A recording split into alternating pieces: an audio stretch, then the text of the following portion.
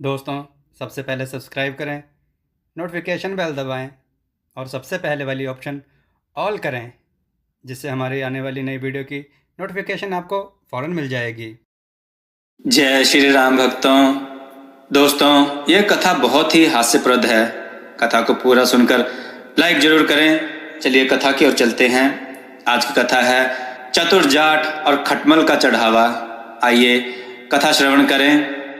बहुत समय पहले की बात है। एक गांव में एक जाट परिवार रहता था। जाट अपने परिवार को पालने के लिए खेती किया करता था। एक बार उनके नगर में बहुत भीषण बारिश हुई। बारिश के कारण बाढ़ आ गई। बाढ़ के कारण जाट के पड़ोसियों के खेत दह चुके थे। उनके अधिकांश खेत जिस बांध यानी उपजाऊ क्षेत्र में थे, वहां भी पानी पहुंच चुका था, पर फसल डूबी नहीं थी। जाट नदी किनारे खड़े होकर विनती करने लगा, हे कमला मैया, मेरे खेतों को बचा लीजिए और शीघ्र वापस चली जाइए, तो मैं 108 रक्तधारी जीवों की बलि दूंगा। संयोगवश पानी घटने लगा और उनके खेत बच गए। थोड़ा बहुत पानी खेतों में रह जाने के कारण धान की फसल के लिए वरदान ही सिद्ध हुआ। वर्षों बाद अच्छी फसल हाथ लगी थी। उस खुशी में उन्हें मनौती का ध्यान ही नहीं रहा। एक दिन पत्नी ने उल्हाना देते हुए कहा, कमला मैया ने फसल तो हाथ उलीच कर दी और मनौते भी भूलते जा रहे हैं। मनौती का स्मरण आते ही जाट चिंतित हो उठा। मनौती भी छोटी मोटी नहीं थी, 108 जीवों की बलि। इसलिए जाट पछताने लगा। इसी उधेड़ बुन में रात में नींद नहीं आ रही थी। 2-2.5 पहर बीत चुके थे। ऊपर से उन पर चारों तरफ से खटमलों का छापामार युद्ध जारी था। पकड़ में आए खटमलों को वह गुस्से में तुरंत ही खत्म कर देते थे। मारते मारते उनके हाथ लहूलुहान हो गए और लगा कि क्रोध में कितने जीवों की हत्या हो गई। तभी सहसा 108 जीवों की बलि देने की मनौती याद आई और वह खुशी से झूम उठे। तुरंत वह एक साफ सुथरी ढक्कन वाली बोतल लाए और गिन गिन कर उसमें खटमलों को रखने लगे।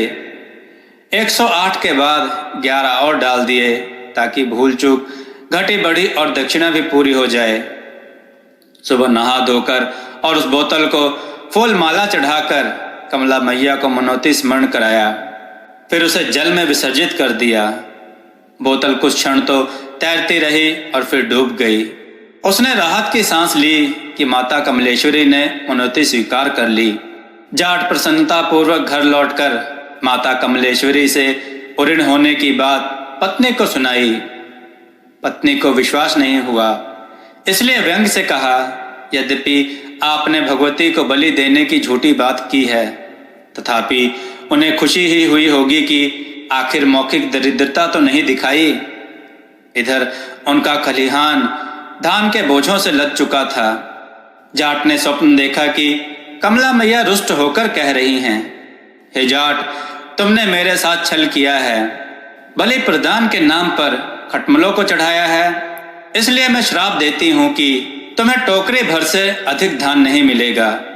पहले तो जाट चिंतित हो गया, तभी एक विचार कौंधा और फौरन 108 मन धान आटने लायक एक बड़ा गड्ढा बनवाने में जुट गए।